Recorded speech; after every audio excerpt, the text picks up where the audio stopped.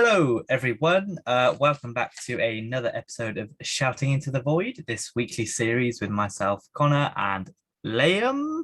Liam? Lame. Liam? Liam, I took a breath. Hello, I'm lame. I took a breath there to think about what I was going to say, and it came out wrong. With my friend Liam. Lame. Hello, my friends. My Connor, this is Liam. Yes, despite that slightly messy intro, we talk about Doctor Who. A slightly messy episode. Yes, yeah, I guess it's very fitting, isn't it? That we would ruin this episode like this. No, no, it's not ruined yet. Yeah, we discussed Doctor Who. We're on series 3 at the moment of New Who, the revived series that started in 2005. And we're on episode 5, which is Evolution of the Daleks, which if you missed last week, this is part 2 of a two-parter, the first one being Daleks in Manhattan. So if you didn't guess from either of those titles, there are Daleks in these episodes. Although the episode kind of treats the audience like, oh my God, Daleks are in this? Oh no, Daleks? Who could have thought that? But it is what it is. I guess kids forget. I guess kids maybe don't pay attention to the names like we do. I don't know. But either way, Daleks are in this. Yes. We pick up where we left off with the Doctor and Martha and some other humans being witness to the birth of a new type of Dalek. I guess it's just called the Dalek Sec hybrid, isn't it? It's still Dalek Sec, but it's officially, I think, the Dalek Sec hybrid, which is effectively Dalek Sec merging with a human in a gross way and coming out in a gross way, and then that throws up some problems for the Daleks, and they kind of have to deal with it. So off the back of last week, which I thought we both sort of agree the episode was pretty good, what did you think of this one? Well, I think overall I enjoyed it just as much as the first part. However, I don't think this is the worst episode we've covered so far by a long shot. Yeah. But I do think this is the messiest script that we've had so far. And I don't blame Helen Rayner for it entirely, because I know she had to write this pretty damn quickly. But it fucking shows. And at the end of the day, we do have to talk about the episode that was presented to us. And I think the Doctor's written not so great at times for me. The Daleks are not written so great either for me at points. There's a lot of contradictions and inconsistencies, and not ones I'm just like actively trying to pick apart. Like, I just noticed them as I was watching it, like, hang on, but literally, like, I worked it out. Someone says something and then it's contradicted 3 minutes later. I'm just like, you just needed a few more drafts, I think, and then this could have been something really, really good and interesting. But I think part 2 kind of dropped some of the more interesting threads from part 1 for my liking. But nonetheless, I was entertained by it, and some episodes have not entertained me that we've covered so far. So it has that going for it. I think overall, it's an okay conclusion to an okay story, and I'm happy to leave it there. For me, I think it's a little bit less than last week. I kind of sort of the same as you. I guess I didn't find it as interesting.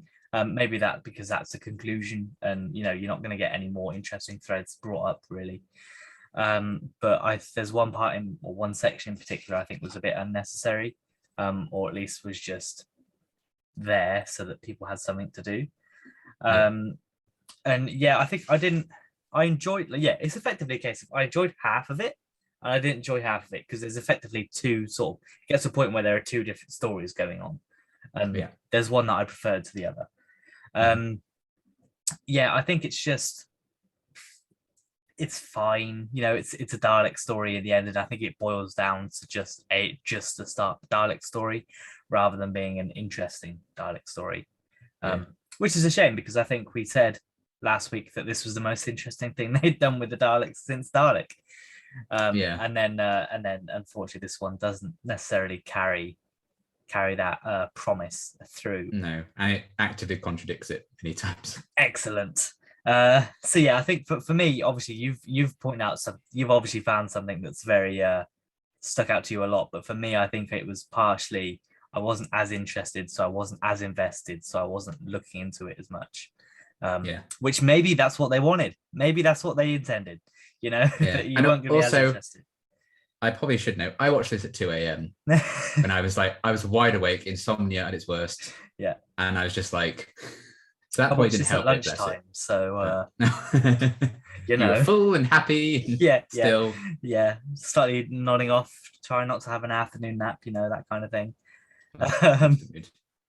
But with that being said, we'll obviously come on to the negatives. However, we do start with the positives. We always try and give 3 of our best bits and 3 of our worsts. So we'll start with you because I don't have anything stand out this week. So what is your top positive? For me, for the most part, I will say the way the Daleks are directed. I really liked how they looked in this one. The shot when it's like they've actually attached the camera to the Daleks in the sewers. There's like a shot of them going down. I think that's quite cool. I like that a lot. There's a shot, I think Dalek Sec's like, well then find him. And then it like pans out and all the Daleks like turning around and Sec's in the background. I'm like, yeah, because you're going to get to the back in like 10 minutes, buddy. Sorry about it. So I thought that looked quite cool. You know, just the image of them on the stage in the final battle. Shame that, you know, the only black Dalek is in chains in that scene. But, you know, I'm sure that wasn't the intention. But just that whole staging, I thought it looked really cool. I mean, seeing them on a theatre stage is fun. To be fair, that might have been some kind of subliminal messaging that, like, a point they were trying to prove. It might have been, yeah. But I don't want politics in my Doctor Who. No, obviously. Definitely not in this one. No, obviously. No. And then I just thought the way it was lit during the Hooverville attack as well, when it's like staring down, more so the close-ups than the wide shot where I'm like, yeah, that's not there. Yeah. I thought that looked really cool. And I guess this is also maybe a bit of editing for this last bit, but when the Doctor's like, oh, there's only one left, just one, and it's like, do. Yeah. I love that. I think that's really cool. So I think the Daleks, I may not like how they're written a lot of the time in this one. I do think they're directed pretty well. Yeah, I think that's fair. And one of the ones I pointed out in this episode is when the Doctor like first goes face to face with Dalek Sec, and you've got the Doctor, Dalek Sec, and then one of the normal Daleks like right in between them. I'm like, aha, that's nice. I get what that's supposed to say. So yeah, I think there are some really good shots in this, really good sequences, I think, with the Daleks. Yeah, although well, we might disagree with the Dalek plot writing aspects, maybe, but we'll come on to it. There is, well, one of my positives is something to do with how the Daleks are written. I just also have a lot of problems with it. Oh, right, lovely. So my first one is Dalek Sec.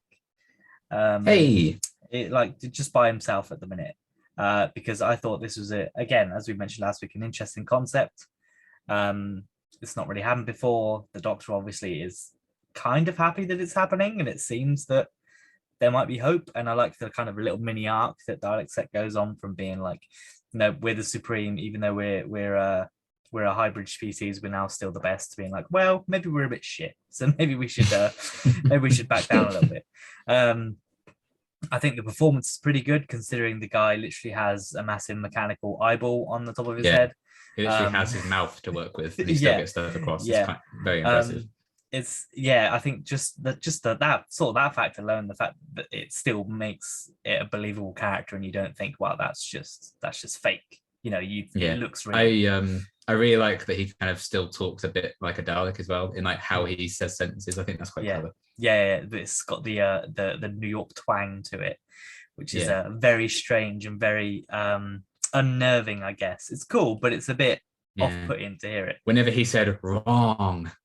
Yeah, Doctor, stop. Doctor, stop. I am Dalek Sec. Yeah, that one. So I mean, yeah, I just think it's such a unique concept. This weekend I found my little Dalek Sec action figure as well.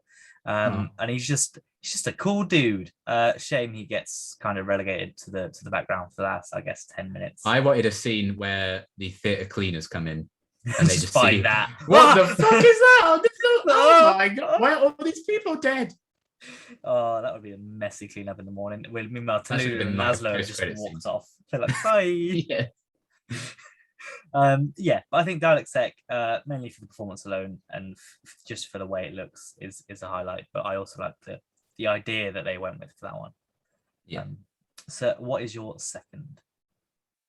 Dalek Sec story arc and the Dalek Betrayal. Interesting. So there you go. I think again it's a very unique story arc to put a Dalek through. I think it was really clever how they made it partly human, and then he's like, yeah, we suck, we really bad. This is how we do it. And then the Daleks are like, bitch, please. I just liked them bitching behind his back and turning on him. I think I mentioned it last week, but you told us to imagine, so we imagined your irrelevance is like my favorite Dalek line outside of Dalek Sec, big sassy and Doomsday.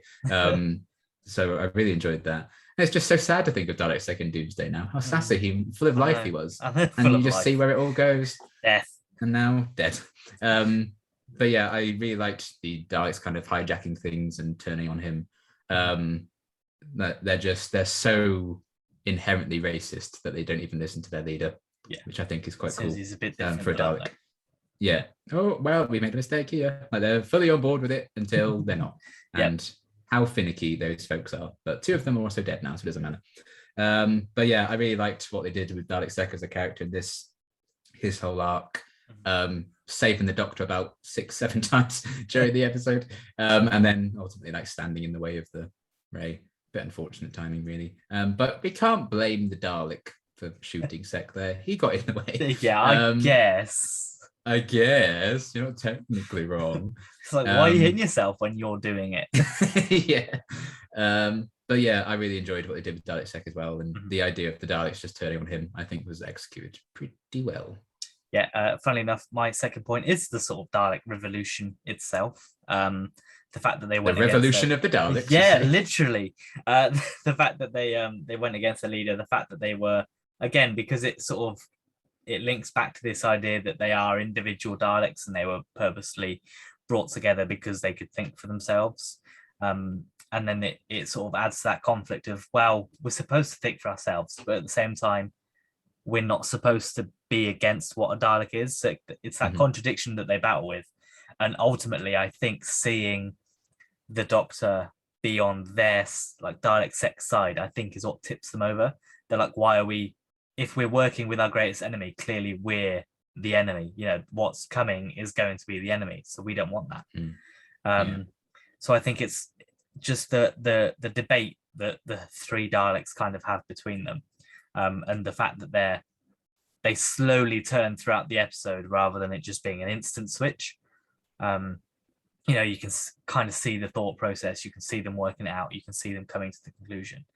I love the scene with two of them in the sewer. And one of them looks around to see if anyone's watching. I think that's hilarious. Well, that's it. And then that shows, and it's something that's strange, with the Dalek, it shows the personality that they have, considering that Dalek or these two Daleks have probably been on screen a number of times previously already in the show.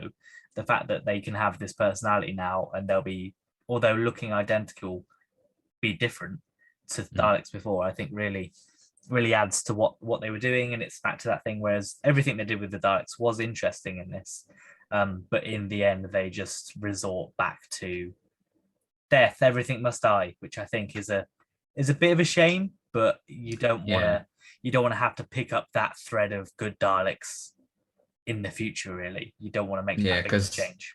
Outside of Dalek Sec, all the other three failed at what their literal purpose was. Find new ways of adapting and killing. I guess Daleks be Daleks. Well, exactly. Yes, that's sort of my second, although it's effectively my first and second are your second. But what is your third? I've put the team up of Martha, Frank, Tallulah, and Laszlo. Not them actually doing the pig slave stuff, because you don't need it. But I like the dynamic of the four of them together as characters. And I thought, some scenes like when, we got a Rose mention in this one, I must point it out. Not by name, just no. Yeah. Just had a friend. We did get that, but it was kind of a nice-ish scene with Martha and Tallulah. I like the bit with Tallulah when she's looking out over the city. She's like, no wonder aliens chose to come here. It's like, yeah, that makes sense. Although they'd never do it again. Unless you can State Building before, Journey's End when they attack, I guess. Soul and Earth. I suppose, yeah. Oopsie, they're bored of it now. But yeah, the whole thing with the pig and the showgirl, they spent an hour and a half of Doctor Who so they can make the pig in the show gourd joke, which I appreciate in a way, because I would do the same thing. Very respectable.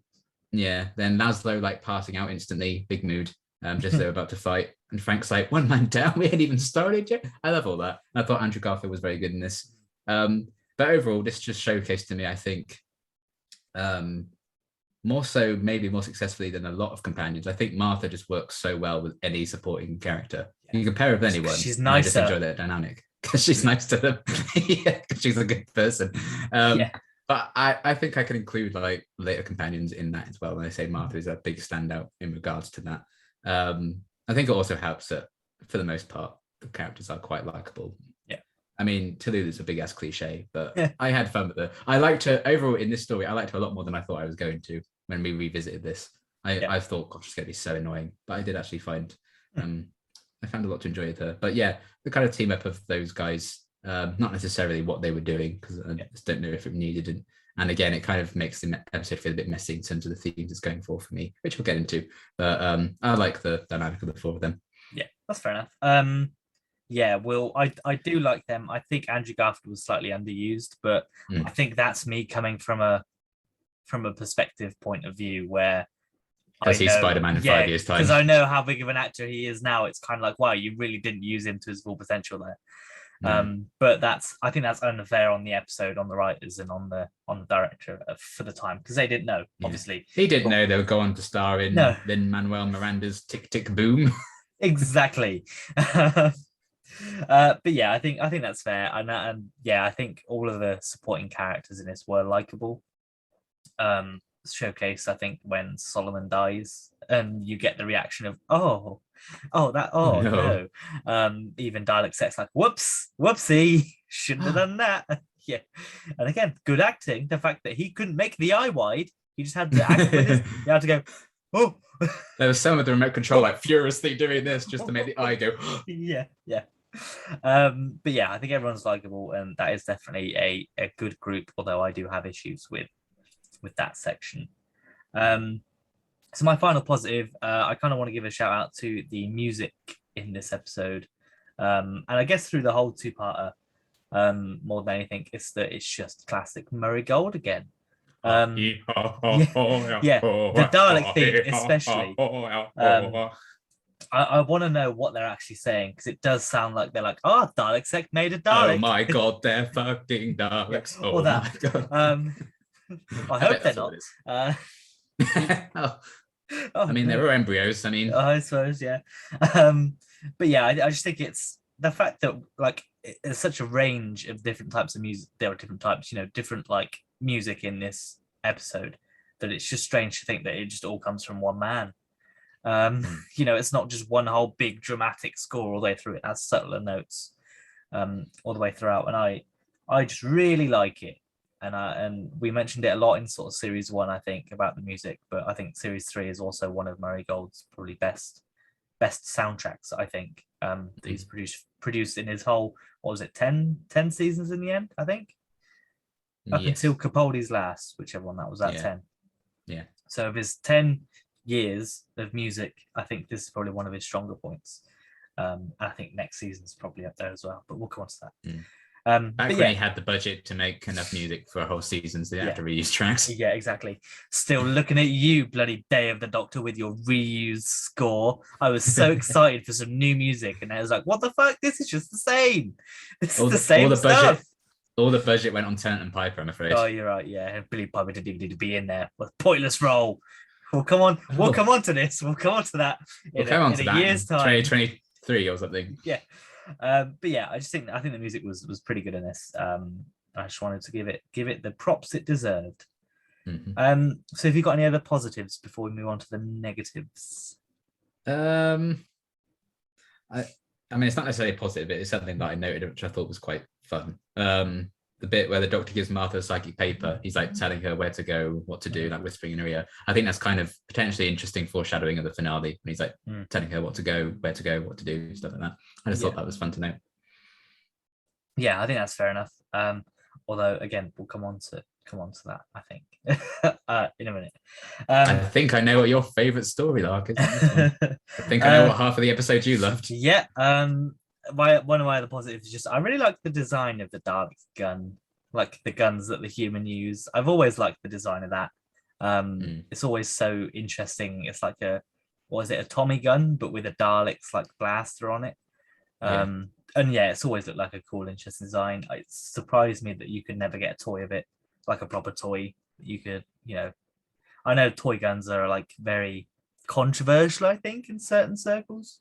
But hey, if they could do a laser screwdriver, why not do a Dalek gun? It's effectively the same thing. Well, it's all marketable. Just do it. If it's in a kids show, you get Power Ranger guns, but no Nerf guns. But fine. Guess a Dalek gun's too much. I'll have to buy the prop from the store, which will probably cost me like £1,000. Yes. Oh, I guess that's a negative. Dalek gun design, negative. Never had it. I guess they didn't want to sell the gun of Nazi metaphor, I suppose. But they sell Dalek toys, so it doesn't matter. Toys. They sell the Nazis. Am I wrong? Technically, no. Exactly. They're selling thousands of Nazis every year. Oh, Christ, it's the most that's profitable a clickbait site. if we ever need it. Can you make the thumbnail? Just selling Nazis. Doctor Who built on Nazi sales. Yeah, we've cracked the code. Oh, the true God. evil of Doctor Who. Politics in my Doctor Who. Oh, dear. God. Okay, well, let's get on to the negatives then. Okay. I'll get one of my nitpicks out the way. That lift takes a bloody age to get up to the top of the roof, doesn't it? I mean, it's the tallest building in the world. I know, but do. they were stood there for a good 5 minutes before then going, I know, and then setting up a whole contraption that will electrocute the whole lift. I mean, I know you have to get rid of apparently only the 7 pigs that got in the lift in the first place. I'm sure there were more than that. But it's just unrealistic, ironically, considering it's a lift full of pig people that are coming up to the top of the Empire State Building. The lift opens just as the lightning strike hits. And it's not even supposed to be lightning, it's gamma radiation. Why is it a lightning strike? We'll go on to that. Exactly. But it just, because it's even like when like Laszlo falls over it, the lift's already halfway there. It's like, hang on, you cannot, in the length of time it's taken for you to stand there and Laszlo to fall over, in that period, then build a massive contraption to electrocute the lift. And then if you didn't have to touch anything metal, surely just being in the lift, they would have got anyway. But I don't know enough about science. I don't know enough about science to discuss lift conductivity. But I do know enough about hijinks, and you couldn't build that weird pole thing in time. It just doesn't make sense. That's like, it's a big nitpick, but I've always thought that every time I've watched it. I'm like, you can't do that quick enough. I bet that smelled delicious then when I got them though. Oh, could you imagine? I wonder if they're actually edible, like proper pigs, or if it's like cannibalism. It's a very good question. I don't want to answer it. Well, we'll ask. Whenever we meet Russell T Davies, we'll ask him. When the novelization comes out, I'm sure we'll explore that. There's a faint smell of bacon in the air. I guarantee you that'll be a line. But yeah, just that lift took ages, and I don't believe it. But I mean, in the grand scheme of thing, like I said, it's 7 pig people going up a lift of the Empire State Building in the 1930s. So crazier things have happened. It's true. So what is your first negative? Okay. Now, basically, all of mine are to do with the script, right? Basically, but I have tried to split them up into smaller subsections. So I've just had a few like script/story inconsistencies that I just casually noticed. I wasn't trying to nitpick because I do like Daleks. I do like the Doctor and Martha. I do like fake fan. Haley Mac, fake fan. I haven't bought enough Nazis. No, none behind you. What are you doing? Come on. But yes, we do have the Doctor saying, "Oh, the Daleks are vulnerable. That makes them deadlier than ever," and it's like a big deal. And 3 minutes before that, he's mocking the Daleks, being like, "You have no power, just skulking away." He's just like taking the piss out of them. So I'm like, what do you want to do with this? And like the point was like the Daleks don't have much going on and stuff, even though they can make all these bloody Tommy Dalek gun things, and they have all this space to store all these humans, and technology to bring them all down, and they have all that power, even though they have no power. How does that work? They tell the pig slaves to return to base because they've gone up the surface. The very next scene is them attacking Hooverville. So they're just there attacking Hooverville anyway. I'm like, just send them up there then, and then have your little conversation about having doubts. So that seemed a bit strange. Maybe there's a cut scene or something there. Martha only had to climb a few kind of levels to find the Doctor, and yet she found the sonic screwdriver halfway down. Like, did you go down? Could you just know that he dropped the sonic, went down, and then went all the way back up to get it? What's going on, Martha? That's the truth, Jones. The human Daleks saying that they're Daleks when they actually aren't, because they had a bit of time in them. And so how do you recognize that you're like, surely you wouldn't know that. I guess you just want to tell them what they want to hear, but you don't seem to have proper brain functions or anything. Okay. I had like similar dialogue things to last week when I was talking about, we'll freeze, we'll fall. And then we just show them anyway doing that. Yeah. Solomon gets shot. And then Martha says, oh my God, they killed him. They just shot him on the spot. We literally just watched that, Martha. Yes, I know. And then when they're looking through the plans of the Empire State Building, Martha's like, oh, they must have changed something last minute. And then Tallulah says, you mean they changed something? That's literally what she just said, Tallulah. So please. So there were just a lot of things like that I noticed. And I wasn't like actively trying to, because I like the episode overall. Don't hate me. Evolution of the Dalek stands. But there's just a lot of little niggles like that and contradictions that I noticed. And I was like, this just needed a few more rewrites. My favorite one is when the first Dalek shows up and Martha goes, there's more than one. And then like, what? Yeah, obviously. I was like, I'd have got it if like maybe it was behind them and the Doctor was looking at the other one, but they both come from the same direction because they can't afford to do two different green screen landscapes. So yeah, a lot of people shit on the Chibnall era for doing this, and I'm just like, it's a Doctor Who thing. Like it happens anyway. Yeah, what's the main difference that you're complaining about this era now, folks? Yeah, but yeah. Fair enough. So my sort of big gripe with this episode is, I guess, kind of similar to yours, not necessarily in the writing, again, more in the plot side. Martha doesn't need to go up to the top of the Empire State Building. It's just, she's just given something to do because she's the companion and they need to keep her in the story. And they didn't want to send her with the Doctor because the Doctor doesn't need Martha to tell him the plan because Dalek Sec tells him it earlier. The only thing that is useful to him that she does is electrocute the pig slaves. But by the time the pig slaves are electrocuted, the Doctor's already been struck by lightning. So it's not like he'd have woken up and been like, whoops, pig slaves, because they probably would have seen his dead body and then gone, all right then, and left. So yeah, it's kind of like Martha's just, her plot in this is just there so that she can have a little bit of character development in terms of her relationship with the Doctor. You know, she can have that conversation with Tallulah about how she feels about him and about her concerns over Rose, which is good because I don't think we've heard her voice those yet in the series.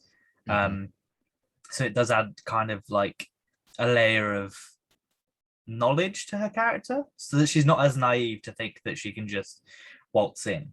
But that's effectively the only reason why it's there, because you know, if you take them away, sure, you can keep Martha there maybe to rig the electrocution thing, but Tallulah doesn't do much, Frank doesn't do much, Laszlo only comes up with the Doctor and then collapses, so doesn't do much.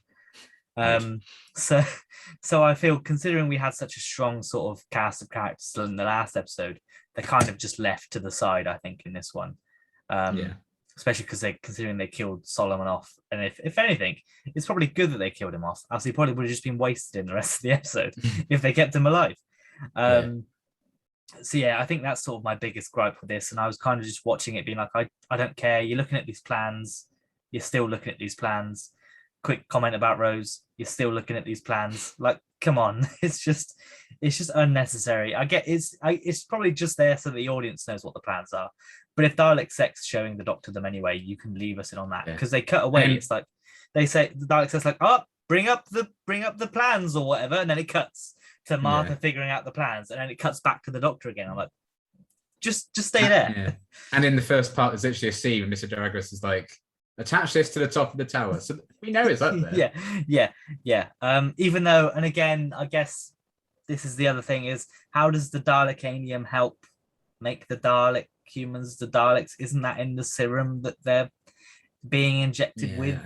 They don't need the same way as I'm like, okay, I guess Time Lord DNA can transfer through metal in a lightning strike, or the gamma radiation pushed it down to the labs.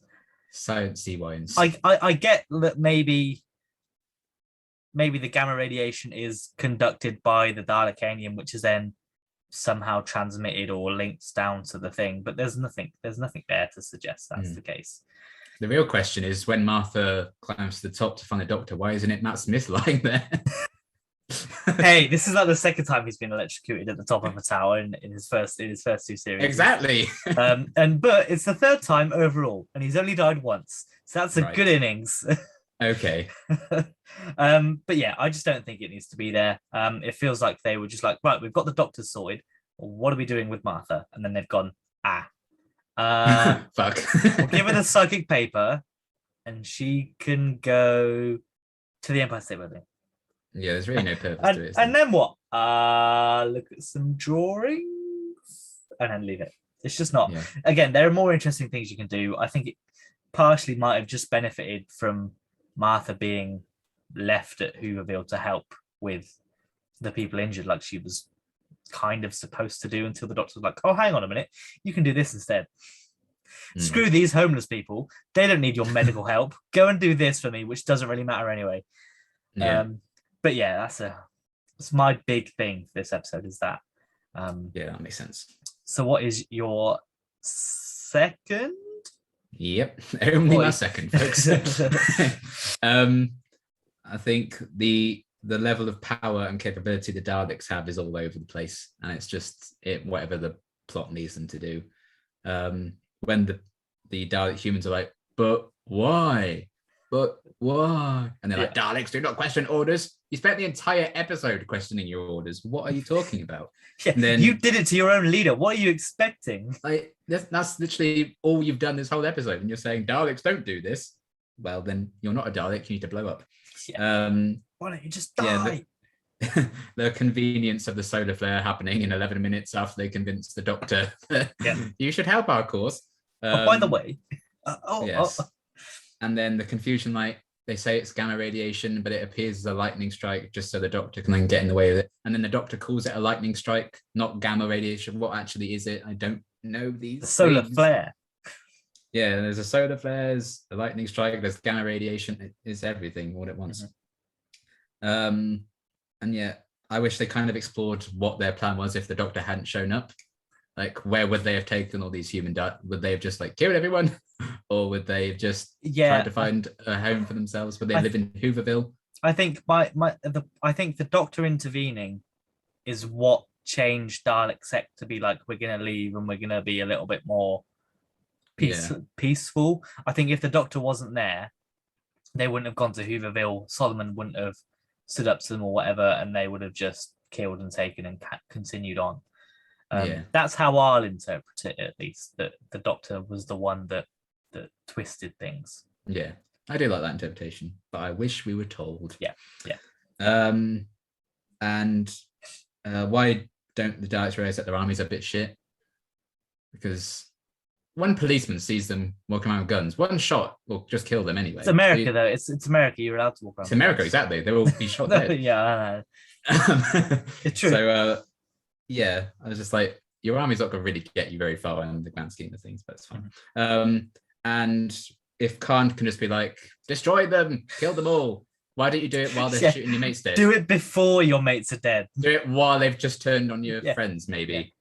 So that was bizarre as well. So just a few things like that. I think just whatever the plot needed from the Daleks, they kind of did or said.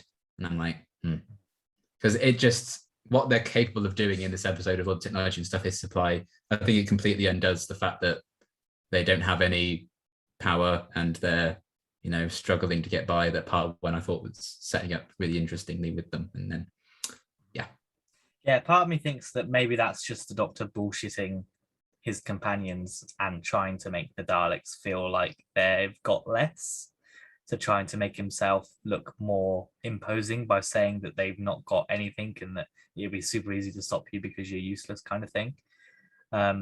Maybe that's why we're told that, oh, you've got no power, because the Doctor's like trying to, mind games, basically. He's trying to pull some mind games. We do also have a scene with them before they even meet the Doctor. They're like, we've all made sacrifices and he's taken off some of his skin or Dalek or whatever it is. Apparently.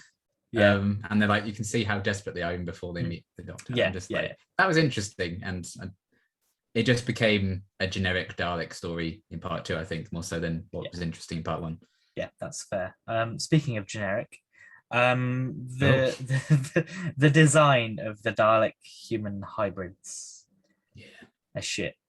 They're just pale. They're just pale people.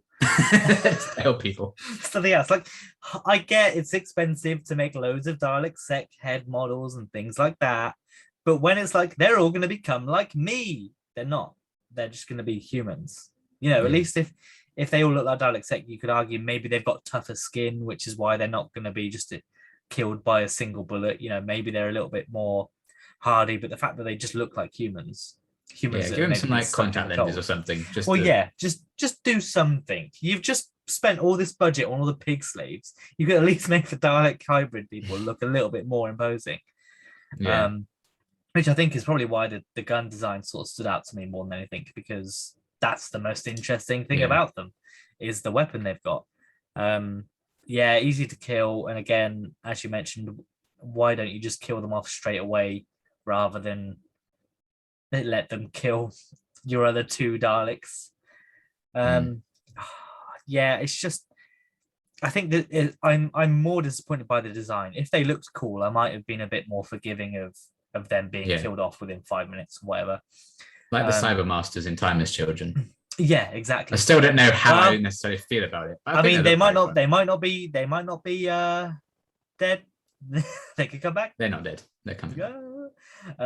But yeah, it's just, they just needed to look better, for me. And I think it is kind of a shame that they were killed, but I kind of think that the only reason that's the case is because it's to give the Doctor a little bit more of an emotional push into the fact that it's effectively like, whoops, got my species back, whoops, they're dead. And that's kind of a cheap trick, I think, on the part of the writers to make the villain army look a little bit more sympathetic. But yeah, it's just, we've got these pig slave outfits, but we can't have cool dark designs. Just give them something like in the Curse of Fatal Deaths, where the Master has the Dalek lumps. Just do that. Yeah. Just do that in their clothes. Just do something. Man, I love that. Because they were getting people to do work. They were getting people, like just humans, to like build the Empire State Building and stuff. You didn't need the pig slaves. You were getting people like desperate for work, like, well, you do this, you do that, and then just spend the budget that you would have spent on pig slaves and making them look cool. Yeah. No, I know. But never mind. What can you do? That was my final negative. So what is your final negative? So yet again, it's a script thing, folks. But I feel like they just glossed over so much about the story that I think the conclusion isn't necessarily all that satisfying. Like the fact that the Daleks did kidnap all these humans and they've been left as empty shells. The Doctor's like, he more so focuses on. Are they dead? Maybe. Yeah, he doesn't berate them for that at all. He just immediately focuses on what the plot needs him to focus on. And like, oh, so you need a lot of power to get this done then, don't you? And I feel like you'd be pissed at them for this. Yeah. And that's just kind of glossed over because there's just no time. And then, killing all the pig slaves is fine, unless it's Laszlo. But then he's like super angry about the genocide of all the Time Lord Dalek human messes. Thank God he could hang on until the Doctor had time to fix him, hey? Yeah, Screw the other pig slaves. Thank goodness he had Tallulah. It was fine to electrocute those, but Laszlo, don't touch him. But Laszlo, oh dear me, no. who cares about their families? We want to know where all their friends are. And like, what do they do with all the pig safe bodies? What do they do with all the Dalek humans, Time Lord bodies? All the people, all the ones that were still dead in the sewers. Did they just leave them there to rot? Because that's what you berated the Daleks for doing to your embryos. Are you just going to leave them there? Like, what happened? Yep. Where are they? I just want to know. Where are they? So yeah, there's a few things like that I felt a bit glossed over. And like, is the Doctor all right? Like, how many times did he want to die in this episode? I mean, that's then kill me, And then he jumps in the lightning strike. And then he's like in the theater, like, kill me, just do it. And like this episode in particular, I feel like, God, you throw yourself onto the chopping block like 20 how bad times. Is Martha? God's sake. Yeah, and I'm just like, man, I know you miss Rose, but come on, like, it's not worth that. Maybe this is the first time he's actually felt like he could be killed, so he's like, fuck it, just bring it on. Yeah, I'm ready. That would have been an interesting thing to do character-wise, and it's just not really a thing. It's just there to put in the trailers. And so there you go. There's just a lot glossed over. And it just, again, if they had more time, I'm sure they would have written more drafts and it would have been a lot slicker and cleaner. But at the end of the day, this is the episode that they were made and given to us. So I have to critique that. We'll come back and review the Target novel when it comes out and compare. Yeah. The last us to write it. Oh no. Oh, could you imagine? No, please. I just criticize. I can't actually do stuff. No, don't make me walk the walk. No, I can't. No. Yeah, I think that's fair. Sort of on the production side of things, the editing was a bit strange at times. There was a very strange dramatic zoom in. How many? There's quite a few. Yeah, but I can't remember what it was now because again, it was 2 a.m. when I watched it. But they I think it might have been the Doctor climbing the thing actually, the top of the building. But they had a shot of him climbing, and then they cut out just to zoom in the same amount again. And it's like that's not very dramatic. You haven't gone any further in than you just did in the previous shot. That felt a bit strange. It's the 10 cuts of him yelling to the Daleks to do it as well. I'm like, okay, didn't realize we had Shia LaBeouf here. There's that, and then like when the Dalek hybrids are walking through the sewers, it like cuts and fades between their feet, and they're like walking. I'm like, you don't need this. You don't need these extra shots. It's just a feet thing with series 3, I think. Yeah, it's maybe doing all over again. Literally, but that's an editorial thing, obviously. I wonder if it's the same director. Like maybe could you imagine maybe down Quentin Tarantino? Sorry, Tentin Quarantino. It's his brother. Yes, that's true. Yeah, I think, but I kind of can't really blame the editor for that because he's probably cut the episode together and gone, oh, we're 30 seconds short. I need to find something to put here, and then just done that, which is fine. They very well might have been actually, because I've got a fun fact about a scene they had to cut. Oh, and that probably would have got in and made up that time. So maybe that's all that was. One of the other sort of nitpicks I want to point out is that sometimes the acting from those in prosthetics wasn't the best.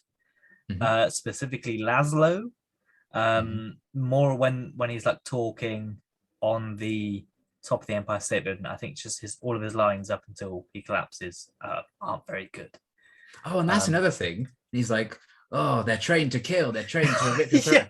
They live for like 3 weeks. How are the Daleks training them to do that? There's no time. By the time you've trained them, their lifespan runs out. Yeah. Like, what are you doing? That was also a very dark turn for it went very dark into that corner. Like, they'll cut your throat with their teeth. Like, oh, hang on a minute. You don't know what I've seen. And it's like, oh, we're electrocuting them all. I'm like, hang on a second. Are we missing the fact that these were literally slaughtering people by chewing their throats? Yeah. I appreciate the depth added to the pig slaves, but I didn't need it to be that dark. Thank you very much. Thank you. But yeah, those are sort of my other sort of nitpicky points for the negatives. Have you got any others? My probably like outside of script nitpick. And again, it's probably just like budget and stuff. When they're like looking at the New York skyline at the end, and like their face. I thought that was like, let's end on a bad green screen. That's how you want to end the show. Yeah, that was a shame that it was the last scene, really. But what can you do?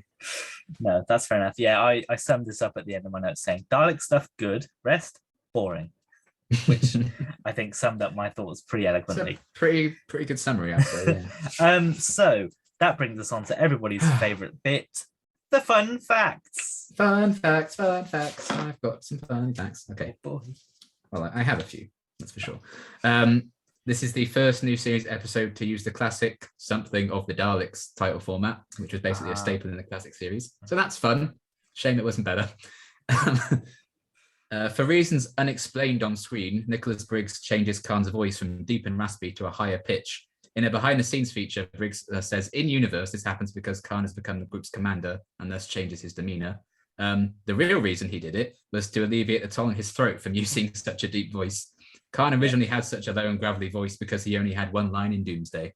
Yeah, I noticed that because it's almost like it happens halfway through the episode where he's like, the first line is like, oh, that's Khan. It's like, oh, that's pretty high pitch now. Yeah. Okay.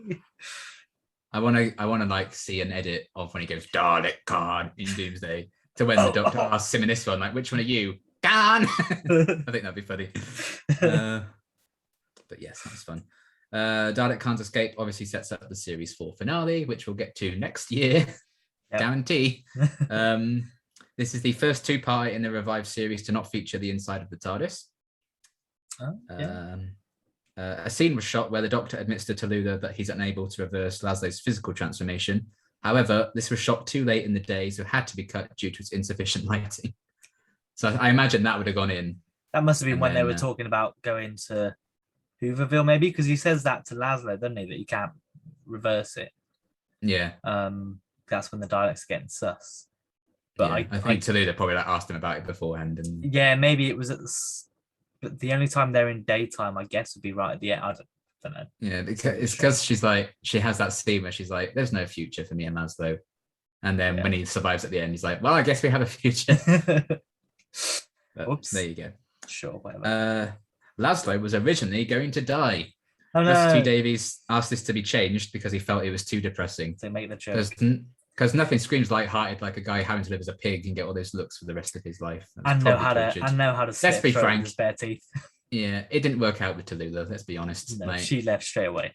Yeah, so he was miserable for all his days, I'm sure.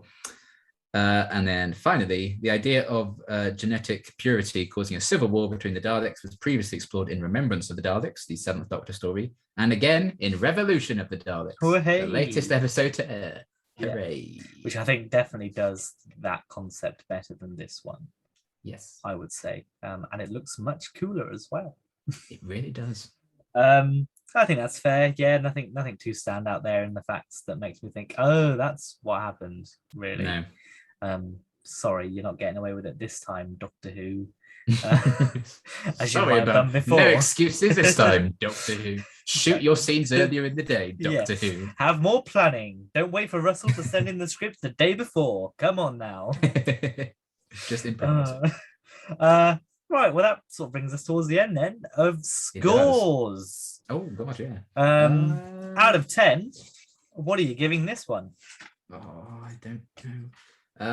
I'm tempted to go 6.5 again, like part 1, but I did have so many issues with it.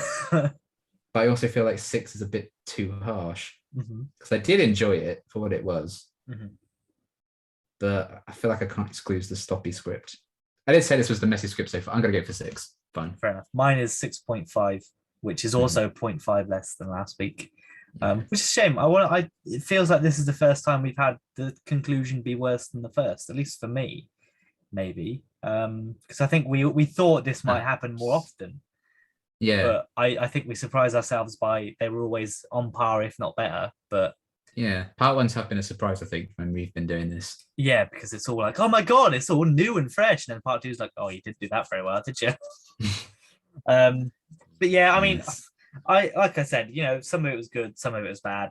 And as we say, every time an episode doesn't blow us away, it's fine. Not every episode needs to be a 9, 10 out of 10. I don't think, have we had a 9? I think we've had like 1 or 2 9s, haven't we? So that, of 3 seasons. Yeah, I think mainly the big scores came in series 1, didn't they? Yeah. We gave a few 9s in series 1. Yeah, for Boomtown. I feel like we're getting to the good bit of season 3 now. Yes. So I feel like maybe that will start happening. Like, we've got the Family of Blood 2-part coming. We've got Blake coming. Yeah. And we've got Utopia coming. Yeah. So I do think that the series still has time to redeem itself. However, we could end up being like, whoops, these weren't as good as we remembered. This whole series is bad. The first half, like, I think it peaked with Smith and Jones so far, really. Yeah. And next week probably isn't going to help. It's only going to go down further before we start going back up again. Next week is the Lazarus Experiment. Miss Martha Jones returns from her one trip. Don't forget, we're still on her one trip. Just one trip. One trip. Don't waste time with the hug, Martha. It's just one trip. For God's sake, how could you did that? You did that. Can't believe you hugged me. Now the elevator door's closed, Martha. It's your one fault. Trip. Poor Martha. Yes. She returns home to find out that her sister Tish has a new job. She's always getting them jobs. I think she has like 3 different ones in this series. But she gets a new job working for a Professor Lazarus, who, as the name may suggest, if you know your mythology, turns himself young. Things don't work out too well for him. I'm excited for the return of Leo. Can't wait for him to get 2 more minutes of screen time. Yeah, then get knocked out. Alan Reggie Yates, you really pulled out the bag this series. What are your thoughts and memories of this episode? I remember my sister had a friend over for a sleepover during this weekend. And I remember being like, oh, I can watch Doctor Who. I hope it's a good episode to like impress Rhiannon's friend. And it was this one. A naked Mark Gatiss, exactly what you want to impress a woman with. Oh, lovely. I really hope I like it more than I have it in my head. I don't think it's the pinnacle of Doctor Who, that's for sure. And I know CGI isn't the all and end all of making a good story. But when the story is a big ass CGI scorpion thing with a human face on it, which probably wasn't their smartest move. When the enemy is an old white man. That's a true villain of the piece. Yes, it's I can't say I'm excited for it necessarily, but I'm hoping it surprises me, and I'm looking forward to seeing the stuff with like Martha's family and the mix. I think they like plant the seeds of like the Mr. Saxon doubts and stuff in this one. So that'll be fun. All the good shots in it are in the next time trailer. So we've already had that. They milk that with like the green logo in the background and all the silhouettes of people passing. They milk that for all it's worth in like all the marketing for series 3. That's even the Battles in Time card, I think, that one. But I'm not hyped, but I am intrigued. And I don't expect it to be a favorite, but I'm hoping it does surprise me. Yeah, I think this one is definitely one of the episodes that plays the most into the story arc for the show. Sadly. Obviously with the technology that is used in the episode comes back later in the series. The doubt of the Doctor comes back later in the series. Martha's sister losing her job comes back later in the series. It's just a shame that the episode that it's in isn't the best, at least to my memory. I remember Mark Gatiss being really like a really campy performance in this, and really hamming it up. And like his later appearances in the show. Appearance? Has he only had one? Appearances. He's in the Series 6 finale as well. Series 6 finale, oh god. Who's he? Wedding of Riverside. Is he? He's the one weird the chess guy. Yeah. Well, but you can't really tell that's him. You know, at least he's alright in that. Yeah, and he's alright in Twice Upon a Time, his last one. But when you see him in Sherlock and then you see him in this episode, it's like, wow, this is a stark difference. Either you've got acting range or you really just it does seem like, well, Mark, you're not writing for this series, so we'll just put you in it. You have a contract to do an episode, but we didn't specify writing or acting as punishment for writing The Idiot's Lantern. Putting you in this one. But yeah, I mean, as you mentioned, the CGI I think is gonna really let this one down, purely for the Scorpion Man. It's a really cool design from what I remember. I love the design of it. I was always so mad they never made an action figure of it. It's just too much. I think plastic. That would have been really cool. But so we'll see how it goes. I'm going to be optimistic because it could be a surprise package for us. You know, we might think it's going to be bad and we could come out and give it a 6.5. Yeah, if anything's going to be a huge surprise this series, I think it'll be this one. Yeah, Either way. Yeah, and I think it might help that we've probably not seen it in a while because we think it's not that good. Yeah. So maybe we'll have a bit. But yeah, we will see. That is going to be coming up next week again, unless they reveal a new Doctor Who trailer for Series 13 before then. You never know. Which could happen. We're getting closer. We're in September now, and maybe the series is going to start next month. Their weird Doctor Who hide and seek game thing that they're doing, that Find the Doctor or whatever it is, seems to be picking up a bit of pace. So we'll see what comes out of that, but I don't think it'll happen within the next week. But I'll be happily proved wrong. BBC, if you're listening, which I'm sure they are, avid watchers. I think if they were listening, I think they've turned it off by now. As soon as we said don't offer us a target novelization, they went, oh, they're not interested, turned it off. I think it was probably selling Nazis is about when they oh yeah, off, maybe when we accuse the BBC of selling Nazis. Accuse them of selling Nazis always, yeah. Whoops. Sorry, BBC, but it's true.